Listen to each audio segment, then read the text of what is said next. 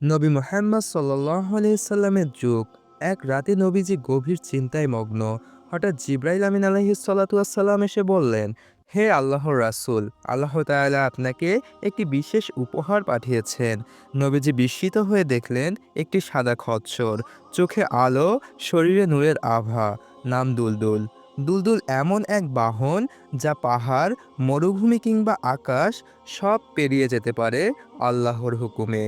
নবীজি সাল্লাল্লাহু আলাইহি ওয়াসাল্লাম দুলদুলকে খুব ভালোবাসতেন, কিন্তু তিনি জানতেন এই বাহন কাউকে এমন দায়িত্বের জন্য দিতে হবে যে সত্যের সৈনিক, যে ইসলামকে রক্ষা করবে নিজের জীবন দিয়ে। একদিন আল্লাহ পাকের সর্বশেষ নবী সাল্লাল্লাহু আলাইহি ওয়াসাল্লাম হযরত আলী রাদিয়াল্লাহু তাআলা আনহুকে ডাকলেন। বললেন, হে আলী, এই দুলদুল আজ থেকে তোমার।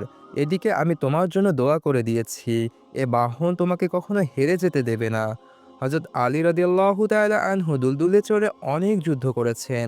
যখনই তিনি দুলদুলে চড়ে যুদ্ধক্ষেত্রে নামতেন, শত্রুরা ভয়ে কেঁপে উঠত। কেউ বলতো, আলী আসছে, জান্নাতের দুলদুল আসছে। সময়ের পরিক্রমায় দুলদুল হারিয়ে যায়।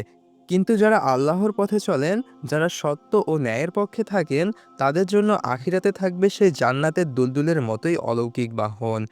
হে আল্লাহ, আমাদের এমন ঈমান দাও যেন আমরাও একদিন জান্নাতের দুলদুলে চড়ে জান্নাতে প্রবেশ করতে পারি।